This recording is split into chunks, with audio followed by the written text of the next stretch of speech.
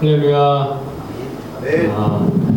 예, 또 각자 자리에서 예배하신 여러분들 너무나도 반갑습니다.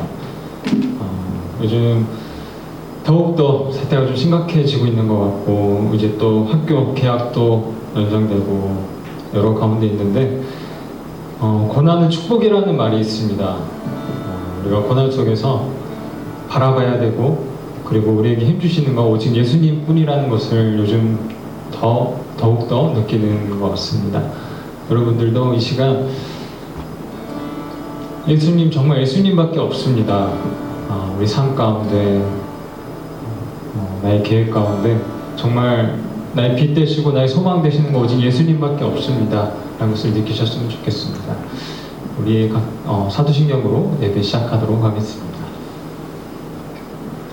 전능하사 천지를 만드신 하나님 아버지를 내가 믿사오며 우리 주 예수 그리스도를 믿사오니 이는 성령으로 잉태하사 동정녀 마리아에게 나시고 본디오 빌라도에게 고난을 받으사 십자가에 못 박혀 죽으시고 장사한 지 사흘 만에 죽은 자 가운데서 다시 살아나시며 하늘에 오르사 전능하신 하나님 편에 앉아 계시다가 저리로서 산자와 죽은 자를 심판하러 오시리라. 성령을 믿사오며 거룩한 공예와 성도가 서로 교통하는 것과 죄를 사하여 주시는 것과 몸이 다시 사는 것과 영원히 사는 것을 믿사옵나이다.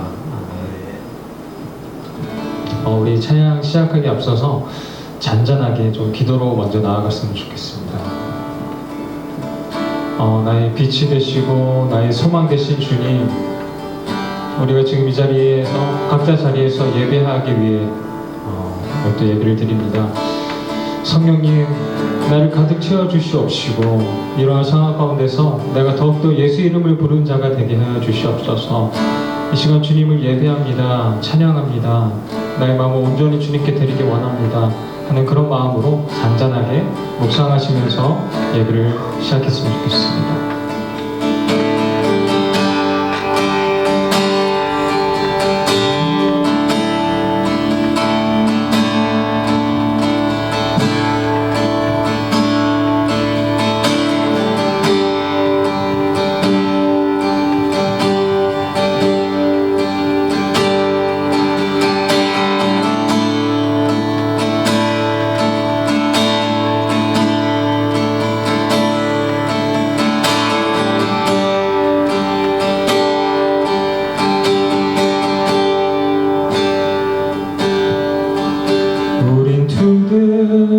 천국 문을 향해 우린 간구하리. 세대를 위해 주님의 이름 선포되리. 온 세계 위에 우린 보게 되리. 주님의 얼굴을 우린 기다리리. 주님 오실 그날 주님의 말씀 이루어지리. 온 세계 위에, 온 세계 위에.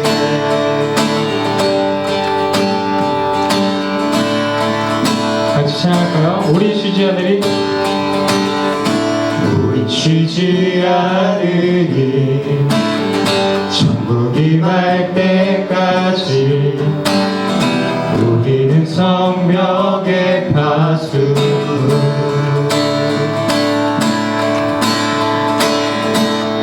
주신 마음으로 무릎 꿇고 엎드려 하늘에 주께 기도하리. 다시 한번 우리 쉬지 않으리.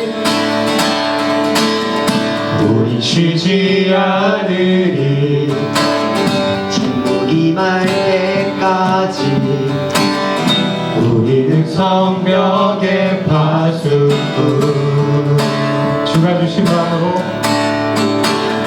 주가 주신 마음으로 무릎 꿇고 엎드려 하늘에 주께 기도하리.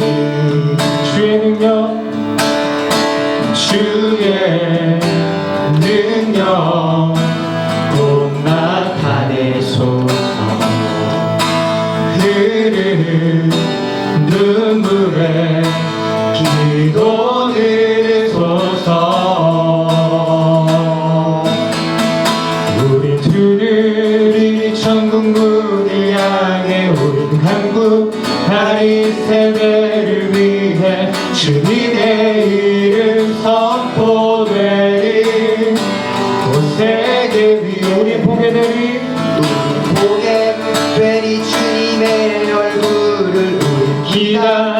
이리 주님 오실 그날 주님의 말씀 이루어지리 온 세계 위에 온 세계 위에 다시 한번 찬양합시다.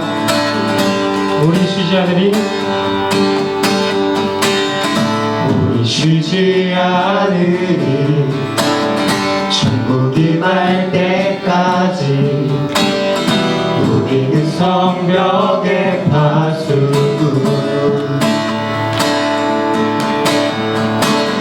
주가 주신 마음으로 무릎 꿇고 엎드려 하늘에 주께 기도하리 주의 능력 주의 능력 못 나타내소서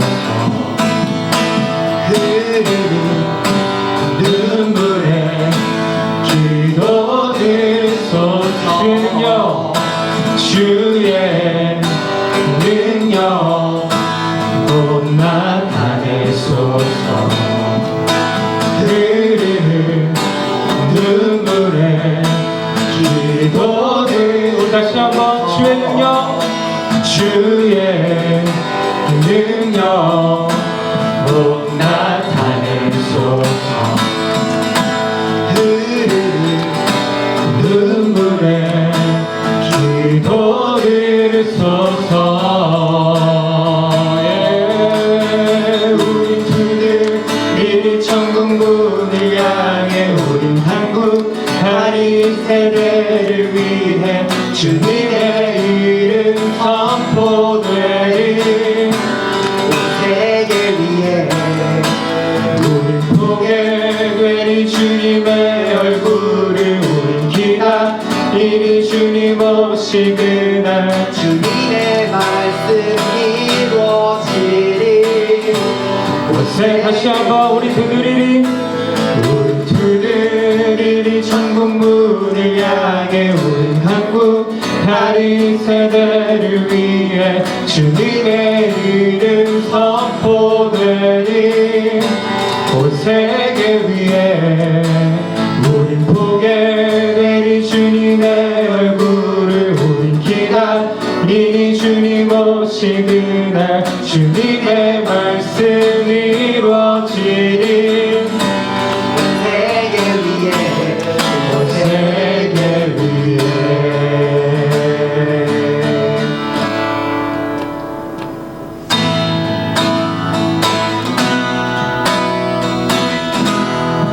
내게 대단한 내게 대단한 믿음 없어도 주를 따를 만한 용기와 힘 없어도 나의 연약함 사용하시는 주님 나의 삶을 완성하시네 다시 한번 내게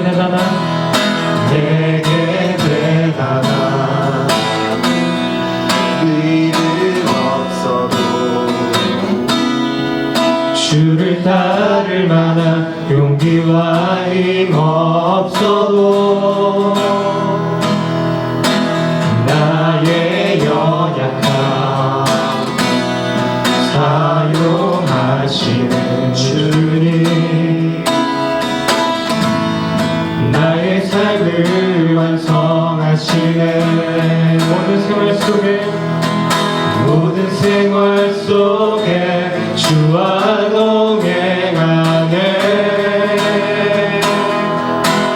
말하지 않아도 나의 마음을 아시네 날 위해 보이신 사랑이 오늘도 날 살게 하시네 나를 이끄시는 주님만 따라다니 이 절로 불러봅시다 나의 하루를 지켜주시고 주의 사랑 안에 자라가게 하시네. 나의 믿음을 사용하시는 주님, 나의 삶을 기대하시네. 모든 생활 속에 주와 동행하네. 말하지 않아도 나의 맘을 아시네. 날 위해 보이신 사랑이 오늘도 날 살게 하시네. 나를 이끄시는 주님만 따라가네. 모든 생활 속에 주와 동행하네.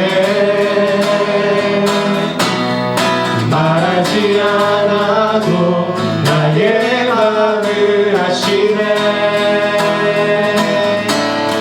날 위해 보이신 사랑이 오늘도 날 살게 하시네. 나를 이끄시는 주님만 따라가네.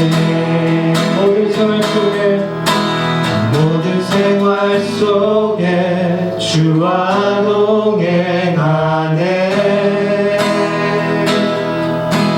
말하지 않아도 나의 맘을 아시네.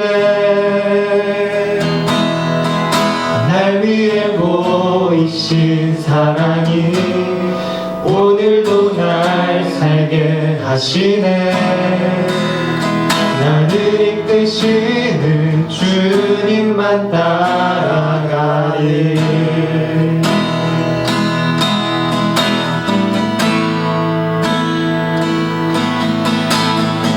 우리 계속해서 주의 은혜 아니면 우리가 살 수 없음을 고백했으면 좋겠습니다.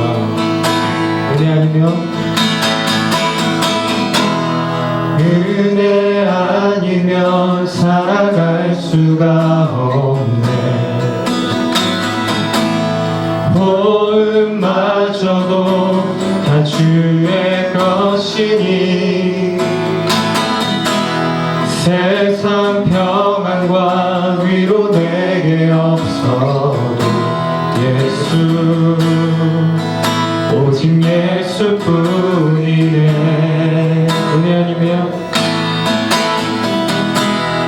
은혜 아니면 살아갈 수가 없네.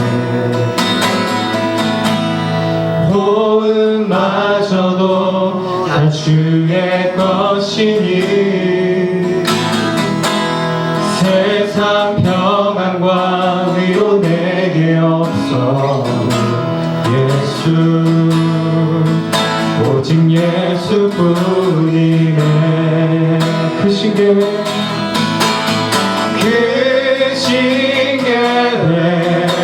다 볼 수도 없고 작은 고난에 지쳐도 주께 묶인 나의 모든 삶 버티고 견디게 하시네.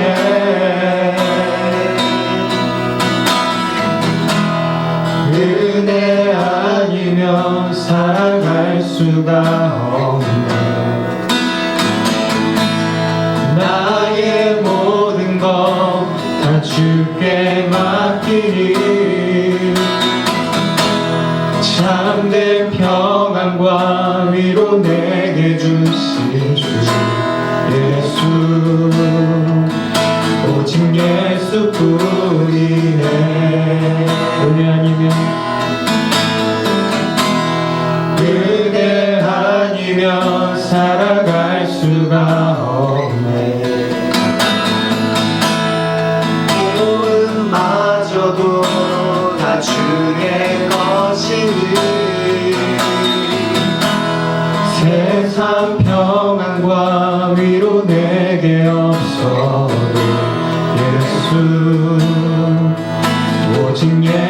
예수뿐이네. 이번에 여러분들의 목소리로 불러봅시다. 은혜 아니면 은혜 아니면 살아갈 수가 없네. 보응마저도 다 주의 것이니 세상 평안과 위로 내게 없어. 오직 예수뿐이네. 다시 한번 불러봅시다. 은혜 아니면 은혜 아니면 살아갈 수가 없네. 보응마저도 다 주의 것이니 세상 평안과 위로 내게 없어도 예수 오직 예수뿐이네. 그 신계회 그 신계회 다 볼 수도 없고 작은 고난에 지쳐도 주께 묶인 나의 모든 삶 버티고 견디게 하시네.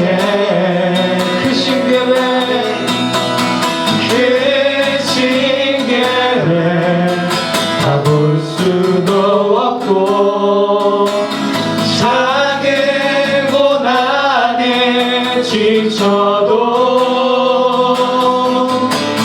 주께 묶인 나의 모든 삶 버티고 견디게 하시네. 그 신계회 그 신계회 다 볼 수도 없고 작은 고난에 지쳐도 주께 묶인 나의 모든 삶 버티고 견디게 하시네.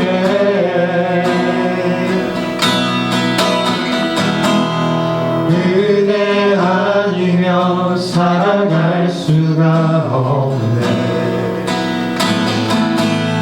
나의 모든 것 다 주께 맡기니 참된 평안과 위로 내게 주신 주 예수 오직 예수뿐이네.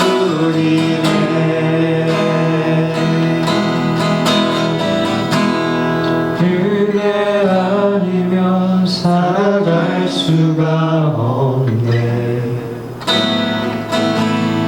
나의 모든 것 다 주께 맡기니 참된 평안과 위로 내게 주신 주 예수 오직 예수뿐이네.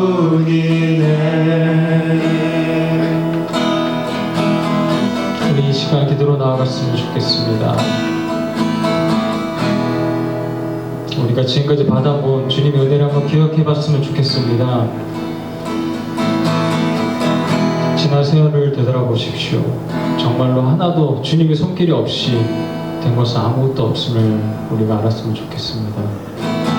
지금 이 시간 이런 코로나 사태 그리고 우리가 가지고 있는 학업과 또 직장과 여러 가지 우리의 고민들, 걱정들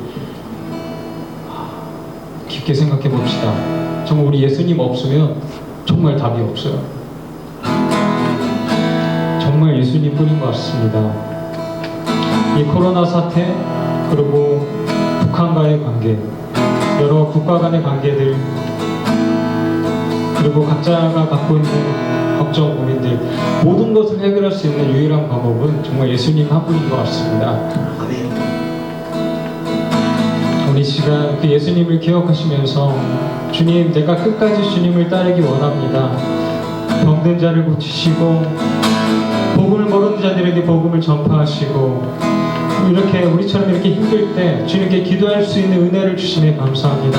주님, 내가 그 은혜를 쫓아가게 도와주시옵시고 아직도 예수님을 모르고 있는 나의 가족과 나의 친구들과 나에게 주님께서 맡겨주신 그런 사명들을 내가 잘 감당하기 원합니다. 우리 시간 다 함께 예수님을 기억하시면서 주님께서 주시는 그런 마음 가지고 기도로 나아갔으면 좋겠습니다.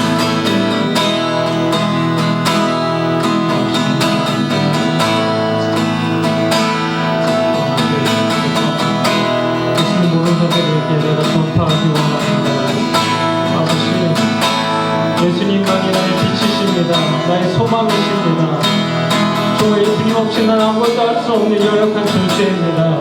그럼에도 나의 연약함을 사용하시고 나의 연약함을 주의 은혜로 덮어주시는 주님, 나의 손을 잡아주시고 나에게 오라, 가까이 오라, 더 나아오라고 하시는 주님, 주님께 나아가기 원합니다. 내가 때로는 내 앞에 주어진 상황 속에서 주의 은혜를 바라보지 못하며 넘어질 때가 많습니다. 너무 두려울 때가 많습니다. 그러나 주님, 그런 넘어지는 나에게 다가오셔서 믿음이 작은 자여 왜 의심하였는가, 그리고 나의 손을 다시 잡아주시고 주의 힘을 주시는 주님, 주님이 또 나아갑니다. 주의 은혜가 필요한 이 땅에서 주님께 기도하는 것과 또 말씀 보는 것, 주님께 나아가는 것을 멈추지 않게 도와주시옵소서. 주를 전하는 자들이 될 수 있도록 도와주시옵소서.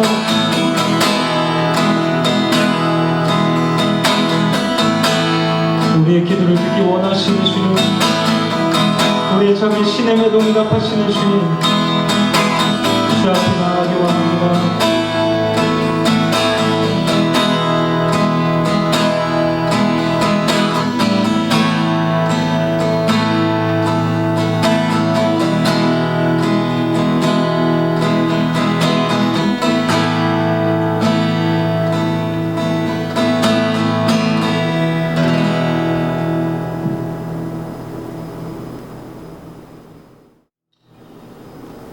사랑과 은혜가 풍성하신 삼위일체 하나님 감사드립니다.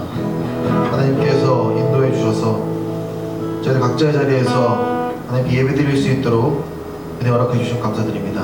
지금 2주째 영상으로 예배를 드리고 있습니다. 하나님, 하루속히 이 사태가 진정되어서 모든 백성들이 건강해지고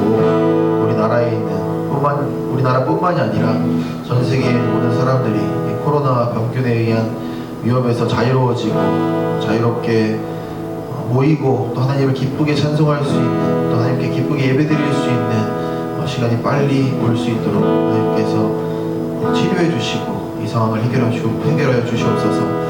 저희들 하나님 앞에 나와 예배를 드립니다. 저희들 마음을 모아서 예배를 드릴 수 있도록 성령 하나님께서 한 마음으로 저희를 지켜주시고 또 부족한 종 앞에 세우셔서 말씀 전하게 하셨는데 하나님의 말씀만을 전할 수 있도록 입술을 주장하여 주시옵소서. 예배 처음 시간부터 마치는 시간까지 오로지 하나님께만 영광이 되어진 예배 될 수 있도록 하나님께서 인도하여 주시옵소서. 감사를 드리고 살아계신 예수님의 이름으로 기도드렸습니다. 아멘. 네, 반갑습니다 여러분. 오늘 본문 말씀은 마가복음 2장 14절에서 17절 되겠습니다. 마가복음 2장 14절에서 17절 말씀 제가 함께 읽을 때 함께 여러분 눈으로 따라 읽어주세요. 자, 마가복음 2장 14절에서 17절 말씀입니다. 또 지나가시다가 알페오의 아들 레위가 세관에 앉아있는 것을 보시고 그에게 이르시되 나를 따르라 하시니 일어나 따르니라. 그의 집에 앉아 잡수실 때에 많은 세리와 죄인들이 예수와 그의 제자들과 함께 앉았으니 이는 그러한 사람들이 많이 있어서 예수를 따름이러라. 바리새인의 서기관들이 예수께서 죄인 및 세리와 함께 잡수시는 것을 보고 그의 제자들에게 이르시되 어찌하여 세리 및 죄인들과 함께 먹는가? 예수께서 들으시고 그들에게 이르시되 건강한 자에게는 의사가 쓸데없고 병든 자에게라야 쓸데있느니라. 나는 의인을 부르러 온 것이 아니요 죄인을 부르러 왔노라 하시니라. 아멘. 오늘 설교 제목은 아프니까 환자다입니다. 아프니까 환자다. 여러분, 아프니까 청춘이 아니라 아픈 환자예요, 그죠? 아프니까 환자다.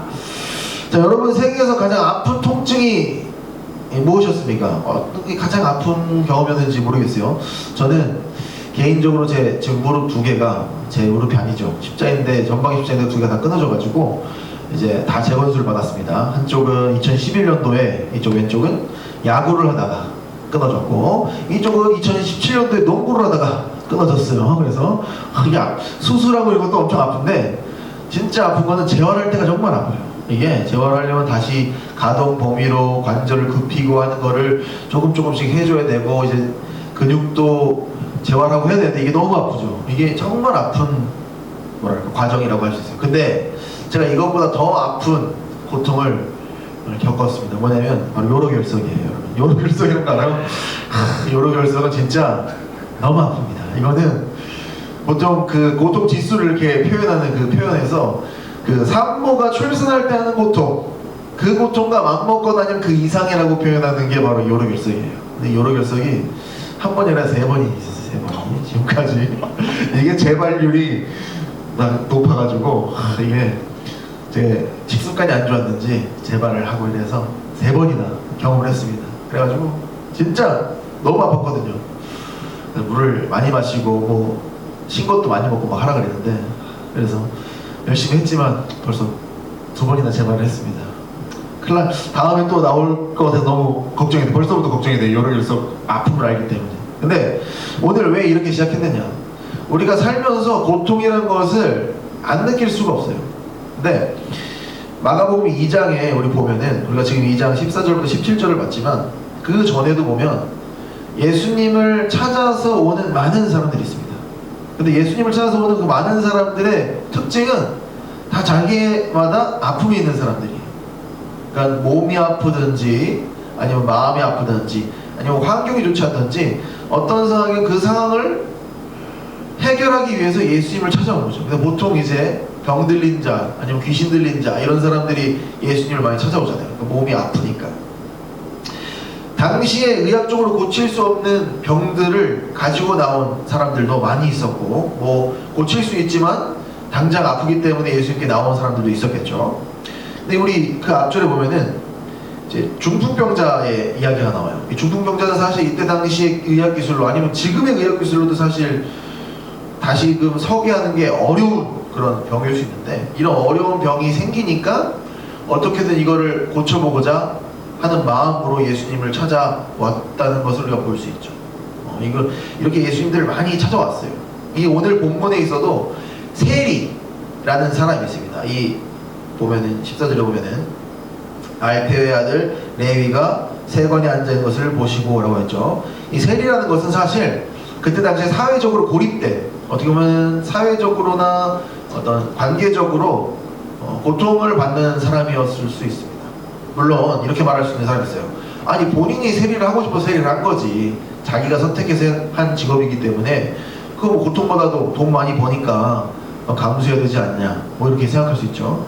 뭐 이게 세리가 우리가 아는 사람으로 좀 비교해보자면 일제시대 때의 친일파 같은 느낌이에요. 그렇기 때문에 우리가 봤을 때 정말 이 사람은 상종도 하면 안 될 그런 사람인 거죠.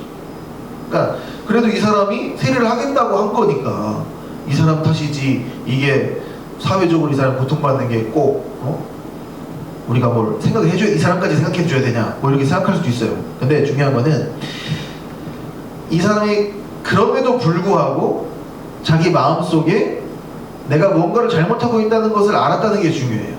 이 사람 마음속에 내가 지금 세리를 하고 내 삶을 연명하기 위해서, 돈을 벌기 위해서 내가 이 직업을 택했지만 이게 뭔가 잘못됐다. 지금 이렇게 사회적으로 고립되고 관계적으로 고립되고 다른 사람들에게 왕따당하는 이런 삶 자체가 잘못됐다는 거는 이 세리를 인지했다는 거죠. 그리고 그걸 우리가 어떻게 할 수 있냐면 14절에 예수님이 그에게 이르시되 나를 따르라 했었을 때 세리가, 레위가 다 버리고 이제 예수님을 따르는 모습을 볼 수 있다는 거죠.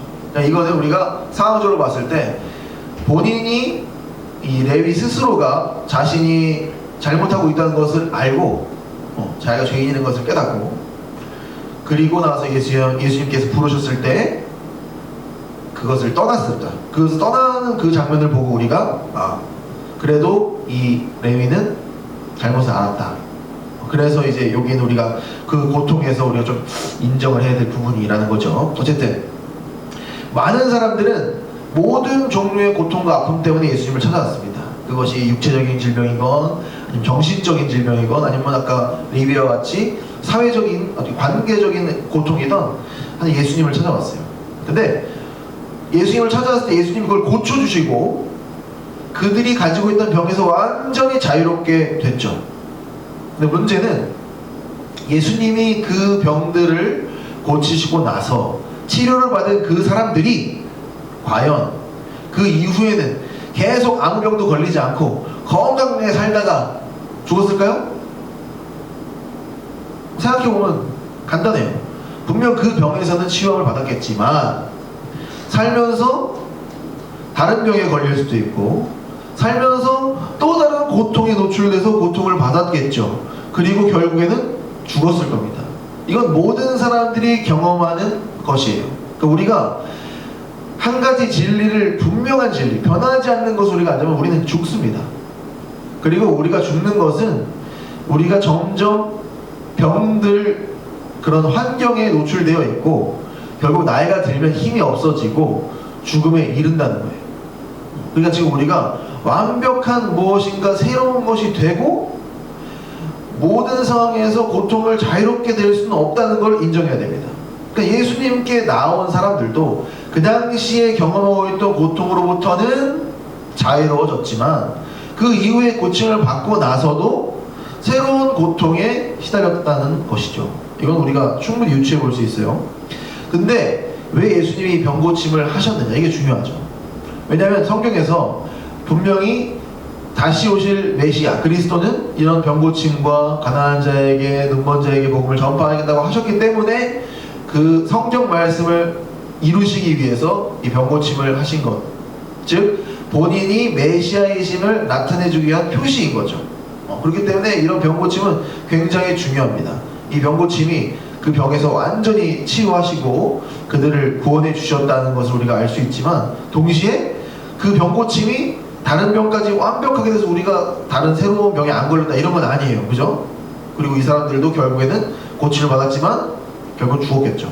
우리 그걸 잊으면 안 됩니다. 여기서는 단순히 예수님께서 어떤 모든 것을 하실 수 있다 이런 걸 보여주는 게 아니라는 거죠. 그걸 어떻게 할 수 있냐면 우리가 전 본문에 2장 초반부에 보면은 5절에 보면 예수께서 그들의 믿음을 보시고 중풍병자에게 이르시되 작은 자야 네 죄사함을 받았느니라 하시셨다 이렇게 말씀하셨어요. 병을 고치는 사람한테 뭐라고 말씀하셨냐면 소자야 내 죄사함을 받았느니라 이렇게 말씀하셨다는 거예요. 아니 병을 고치시면 되는데 왜 죄사함을 말씀하시느냐 보면은 이제 9절에 보시면 중풍병자에게 내 죄의 사함을 받았느니라 하는 말과 일어나 내 손을 가지고 걸어가라 하는 말 중에서 어느 것이 쉽겠느냐 그러나 인자가 땅에서 죄를 사하는 권세가 있는 줄을 너희로 알게 하려 하노라 하시고 라고 했다는 거예요. 중요한 거는 예수님이 이렇게 불치병을 고치시고 병들을 고쳐주시고 기적을 행하신 것은 내가 죄사함의 능력이 있다는 것을 알려주기 위한 표시라는 거죠. 그러니까 그 본질, 병고침의 본질, 우리가 고통에서 벗어나는 그 본질은 어디에 있느냐? 바로 예수님이 그 모든 고통의 근원인 죄의 문제를 해결해 줄 수 있는 분이라는 것을 알려주기 위한 도구라는 거예요. 그래서 고통이 우리에게 아까 우리 형준쌤이 고통이 우리에게 축복이 될 수 있다 이렇게 말하잖아요. 근데 진짜 그 고통이 우리에게 축복이 될 수 있으려면 그 고통으로 인해서 우리가 예수님께로 나올 수 있어야 돼요. 문제 첫 번째는 그렇게 돼야 돼요. 우리가 지금 고통받는 게 있을 수 있어요. 우리 고등부 친구들도 몸이 아프거나 아니면 지금 집이 상황이 안 좋거나 아니면 내가 공부가 지금 잘 안 돼가지고 힘들 수도 있고 아니면 미래에 대해서 계획을 세웠는데 그게 잘 안 될 수도 있고 여러 가지로 고통을 받을 수 있습니다. 근데 그 고통이 예수님께로 나오게 하는 도구가 됐다면 그거는 긍정적이에요.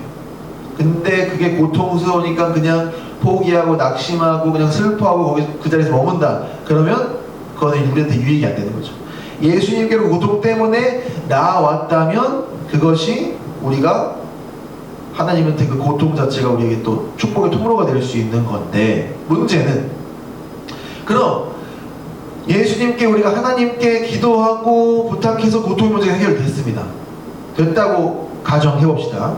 그러면 이제 우리의 고통의 문제가 다 해결됐으니까 우리는 다시 우리가 원래 살던 삶의 형식으로 돌아가면 되는 거예요. 그죠? 사람들이 예수님을 찾아와가지고 막 기적과 이사를 구했습니다. 요한복음에서 유명한 6장에서 유명하잖아요. 사람들이 떡을 먹으려고 예수님한테 왔어요. 우리에게 떡을 다시 주십시오. 표적을 다시 보여주십시오. 그러고 왔어요. 근데 예수님이 그때는 안 줬죠. 전에는 줬는데. 그러니까 예수님이 떡을 더 이상 주지 않자 이 사람들이 다 떠났어요. 병을 고쳐주시는 그 예수님의 병고침을 받고 병고침을 받은 사람들 전부가 다 예수님을 따라서 다녔을까요? 우리가 그 부분을 생각해 봐야 되는 거예요. 우리가 예수님한테 온 이유가 고통 때문이었다면, 근데 그 고통의 문제가 해결되었을 때에는 과연 그래도 예수님을 계속 따르겠느냐, 이게 우리가 생각해 봐야 될 문제라는 거죠. 인생의 본질이 이 땅에서 우리가 육신으로 입고 있는 이 삶이 영원한 게 아니라는 거예요. 이 육신은 결국 없어집니다. 죽어요. 근데 우리 영혼은 계속해서 살죠. 이게 인생의 본질이에요. 근데 이 영혼이라는 시간의 틀에서 보면 우리의 인생은 굉장히 짧죠. 이 육신을 입고 있는 인생은 굉장히 짧죠.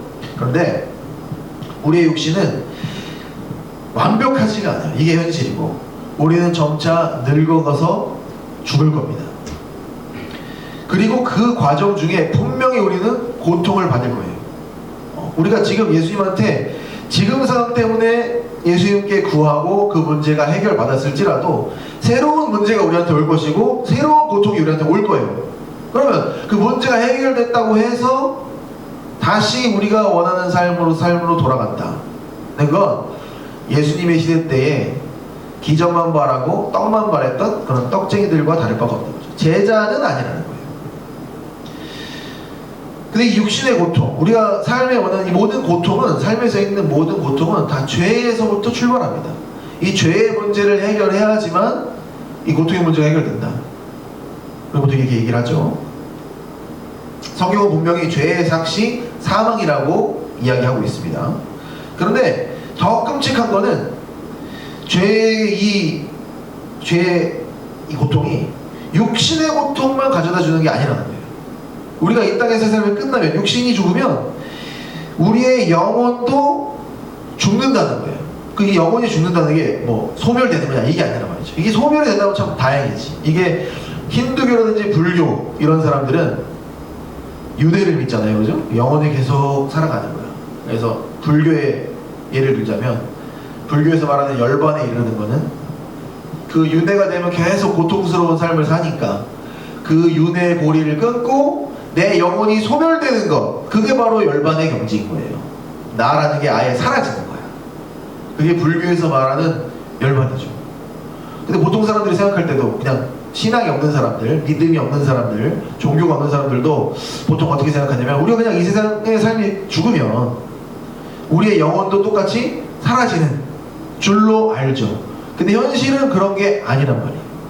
우리가 육신이 죽어도 우리의 영혼은 영원히 삽니다.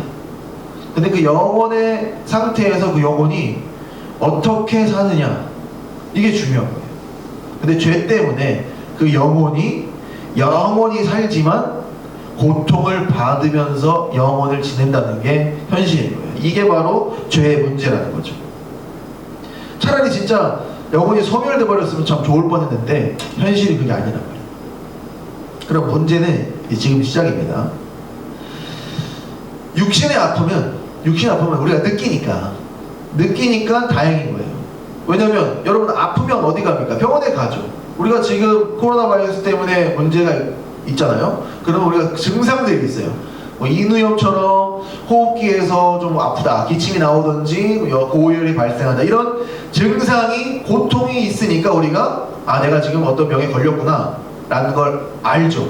그럼 그 고통 때문에 우리는 병이 있다는 것을 알게 되고 그 병을 치료하려고 하죠. 근데 문제는 여러분의 영혼이 과연 그런 고통을 느끼고 있냐라는 거예요. 육신의 고통은 여러분들이 느낄 테지만 과연 영혼의 고통을 지금 느끼고 있느냐. 하나님과 관계가 단절된 상태로 있는 것이 고통스러워야 돼요. 우리의 영혼이 지옥이라는 것이 두려워야 돼. 이 죽음 이후가 어떻게 될지 두려워야 돼. 그래야지만 우리가 그 영혼을 치료할 수 있는 무언가를 제시할 수 있는 거예요. 일단 아프지가 않은데 내가 죽는 게 당장 두렵지가 않아. 내가 하나님과의 관계가 떨어지는 게 별로 뭐가 무서운 건지도 모르겠어. 그러면 우리는 치료를 받을 수도 없어요. 왜냐? 아픈 걸 모르는데 어떻게 치료를 받아요? 자, 암이 왜 무섭습니까? 암이라는 질병이 왜 무서워요?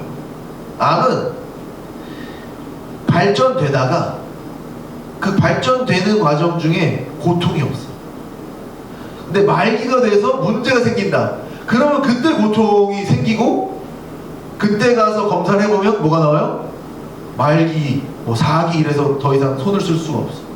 그래서 췌장암이라든지 아니면 담낭암이라든지 이런 것들이 치사율이 높은 게 고통을 못 느끼고 사기까지 가니까 이게 죽는 거란 말이죠. 그러니까 고통을 못 느끼는 게 좋은 게 아니에요, 사실. 우리가 보통 아픈 것, 고통이 나쁘다고만 생각하는데 사실 그 아픈 것이 고통이 우리에게 정말 유익이 될 때가 있습니다. 그래야지만 그 고통의 원인을 찾아서 해결하고 다시 건강한 삶을 살 수 있는 거지. 모르면 그냥 죽는 거예요. 그러면 여러분들 병이 있다고 해서 내가 병이 있는 걸 알았어.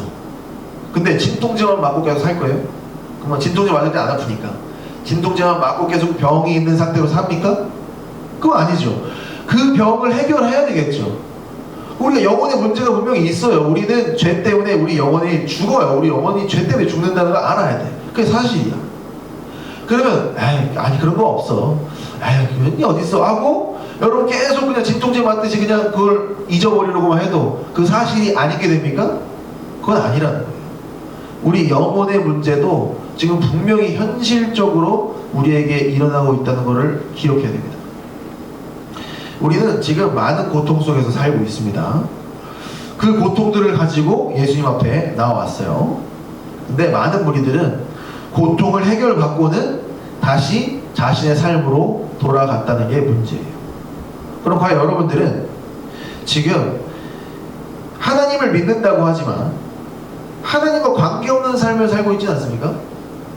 우리 지금 고등부 친구들 이럴 때에 함께 모이지 못하고 지금 각자의 자리에서 집에서 핸드폰으로 아니면 PC로 이어폰 꽂고 이제 예배를 드리고 있는데 여러분 지금 아무도 지금 모르는 상황에서 여러분들이 자리에서 있는 그때에 여러분들의 신앙을 점검해볼 좋은 시기예요.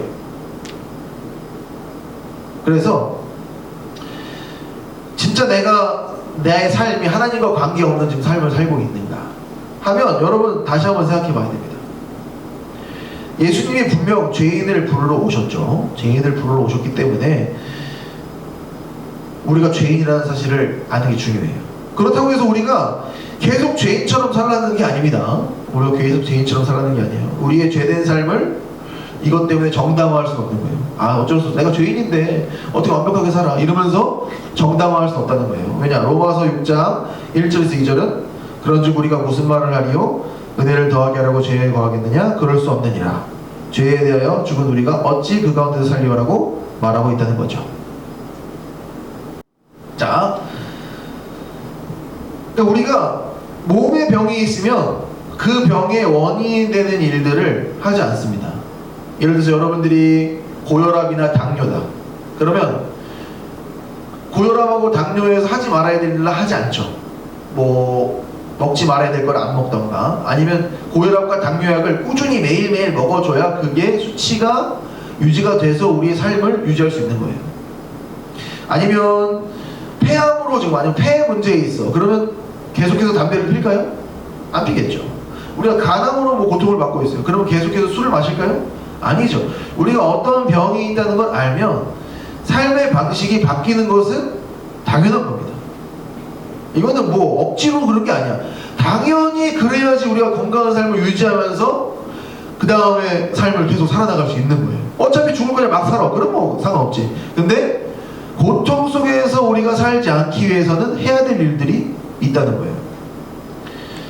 그러면 육신의 병도 걸리면 우리가 이렇게 조심하면서 사는데, 지금 우리가 영의 질병이 걸렸다는 걸 알 사람들이 그렇게 막 살 수 있습니까? 그렇지 않다는 거예요. 오늘 본문에서 세리도 자기의 자리에서 떠나서 예수님을 따른 모습을 볼 수 있어요. 그게 일시적이라고 보면 안 되고 정말 자기의 삶 자체가 바뀌는 거죠. 옛날, 그러니까 예수님이 해결해 줬으니까 내가 다시 세리의 삶을 살아가지고 그냥 또 다시 살아야지, 이런 게 아니라는 거예요. 베드로도 예수님이 불렀을 때 어부의 자리에서 벗어나서 예수님을 따라 다녔잖아요. 그죠? 아예 전혀 다른 삶을 살았다는 거예요. 우리가 지금 아프니까 환자입니다. 그걸 아는 게 중요해요. 여러분, 육신도 아프지만 지금 우리가 영이 아픈 사람들이에요. 그렇기 때문에 우리가 예수님을 그리스도로 우리의 구세주로 믿었고, 그래서 우리가 그 고통에서 자유함을 얻었죠. 문제는 그럼에도 불구하고 우리의 삶에서 고통이 있을 거란 말이에요. 근데 고통이 있다고 해서 예수님 있는데 왜 이렇게 계속 고통이 있어? 그리고 예수님을 떠난다면 우리 성경시대 때 왔던 예수님께 병고침을 받았고 아니면 떡을 얻어먹고 했지만, 예수님을 체험했지만 떠났던 사람들과 별다른 차이가 없다는 거죠. 지금 우리가 다시 한번 생각해 볼 때, 우리는 아프니까 환자예요. 환자는 그래서 의사를 찾아가죠. 그리고 우리가 의사가 원하는, 의사가 처방하는 처방대로 삶을 살아갑니다. 여러분들은 예수님을 왜 찾아왔습니까? 여러분의 고통의 문제가 해결되면 다시 여러분의 삶을 살기 위해서 하나님을 떠나실 겁니까? 아니면 진짜 고통의 문제를 발견하고 그 고통의 문제가 죄 때문인 것을 알고 예수님께서 주시는 죄사함의 복을 누리면서 계속 살기를 원하십니까? 지금 우리의 고통이 정말 나중에 축복으로, 우리가 그 복으로 우리에게 다시 돌아오려면 바로 그 예수님을 계속해서 붙잡는 것이 필요합니다. 근데 그 예수님을 붙잡는다, 나 하나님을 믿어요, 그게 말로만 해서 되는 일이 아니라는 걸 우리가 오늘 본문을 통해서 볼 수가 있는 거예요. 예수님이 오늘 본문 17절에 나는 의인을 부르러 온 것이 아니라 죄인을 부르러 왔다고 하셨죠. 여러분, 우리가 죄인임을 고백할 때, 먼저 우리가 죄인임을 고백할 때에 이 예수님의 부르심을 우리가 받을 수가 있는 겁니다. 두 번째, 그러면 우리가 죄인만 고백하느냐? 지금 우리 죄인의 상태에서 벗어나기 위해서 예수님을 따라가야 돼요. 그리고 세 번째, 그 따라가는 삶 중에서도 분명히 고통이 있을 겁니다. 그렇다고 하더라도 예수 믿고 따라갈 때에, 계속해서 따라갈 때에 우리에게 복이 되는 것이죠. 여러분, 고통스럽다고 다시 여러분의 옛날 삶의 방식으로 돌아간다면 그것은 아무 소용이 없어요. 여러분, 우리 고통이 우리에게 유익이 되기 위해서는 하나님을 다시 한번 찾고 고통의 문제를 해결해달라고 기도하고 그 문제가 해결되었어도 계속해서 그 하나님을 따르고 예수님을 따르는 삶을 살아야 합니다. 그래서 우리의 고통이 결국 하나님과의 친밀한 관계가 되는 그런 도구가 되기를 예수님의 이름으로 축원드리겠습니다. 네, 우리 오늘 말씀을 생각하면서 기도하는 시간 갖겠습니다. 오늘 말씀 우리 세리 레위의 우리 이야기를 보았는데, 이 레위가 예수님이 부르셨을 때에 예수님을 따라갔고 또 그가 고통받고 있었던 관계의 문제에서 해결받았죠. 그렇다고 이 레위가 다시 자기의 삶으로 돌아가서 세리의 삶을 산 것은 아닙니다. 우리도 많은 고통의 문제 때문에 하나님을 찾아오고 예수님 앞에 왔죠. 그리고 우리가 기도하고 하나님께 간구함으로 우리가 가지고 있던 고통의 문제가 해결될 때가 있습니다. 그리고 해결을 받을 때도 많이 있었어요. 그럼에도 불구하고 우리가 고통의 문제가 해결됐을 때에는 다시 우리의 삶의 모습으로 돌아가지 않았나 반성해 봅니다.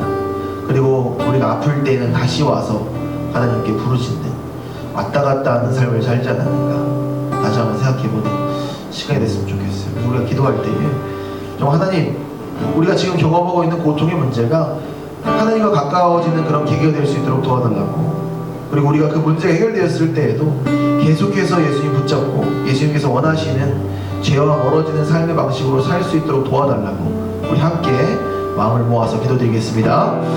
사랑하여 풍성하신 삼위일체 하나님 감사드립니다. 오늘 말씀을 통해서 우리가 아플 때 하나님을 찾아오고 예수님을 찾아오고 예수님을 찾아왔을 때 우리의 문제가 해결되었음을 보게 됩니다. 하나님, 우리 문제가 해결되었을 때 다시 우리의 삶의 모습으로 돌아가는 그런 많은 우리와 같은 겁쟁이와 같은 삶을 살지 않기를 소원합니다. 고통의 문제가 있을 때에만 하나님을 따르는 것이 아니라 고통의 문제가 해결될 때 다시 하나님을 붙잡고 우리의 가장 큰 문제, 영혼의 구원, 우리 영혼이 죽는다는 것을 기억하고 정말 죄사함을 받는 그걸 받기를 원합니다. 하나님, 우리 친구들에게 하나님 앞에 나와서 죄사함을 받고 또 하나님의 관계, 하나님과의 관계가 친밀해지는 그런 놀라운 역사가, 그런 놀라운 축복이 있기를 소원합니다. 우리 친구들이 이 고통의 문제가 이 순간의 고통으로 끝나는 것이 아니라 하나님과의 친밀한 관계로 이어지는 그런 아름다운 신앙인으로 하나님의 자녀로서 성장할 수 있도록 인도해 주시고, 그렇다고 하더라도 우리가 고통 문제 해결되고 하나님을 따르고 하더라도 계속해서 또 우리에게 찾아오는 고통이 있을 줄도 압니다. 그럴 때마다 다시 하나님 더욱더 붙잡고 하나님께 나아가는 그런 저희들 될 수 있도록 성령 하나님께서 힘주시고 붙들어 주시옵소서. 사랑과 내가 공성하신 삼위일체 하나님 감사드립니다. 오늘 말씀을 통해서 들은 바와 같이 저희들 고통의 문제에 있을 때 하나님만 붙잡기를 원합니다. 그리고 고통의 문제가 해결되었다고 하더라도 떠나가는 것이 아니라 계속 하나님을 따라가고 예수님을 따라가는 삶을 살기를 원합니다.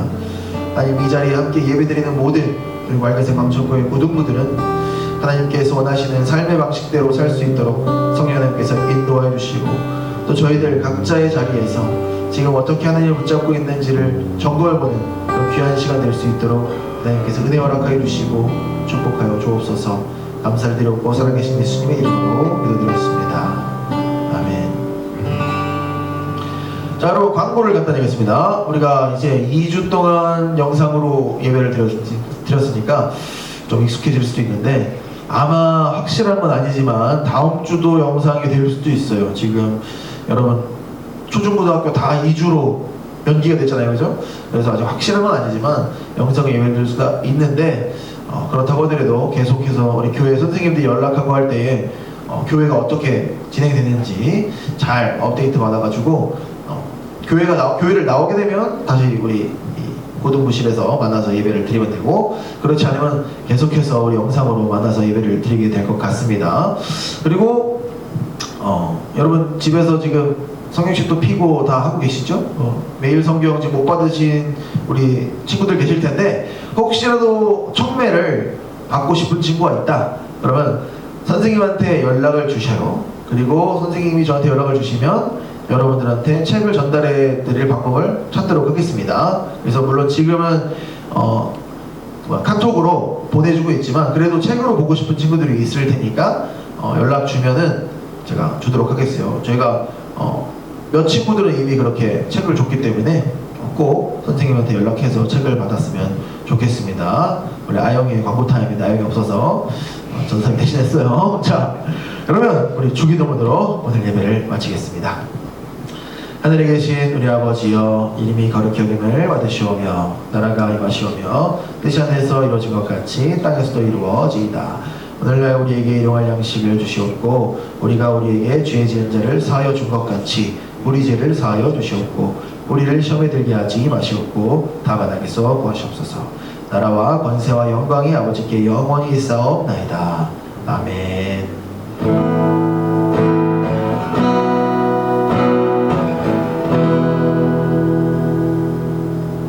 이상으로 주일 예배를 모두 마치겠습니다. 여러분 다음 주에도 봐요. 안녕.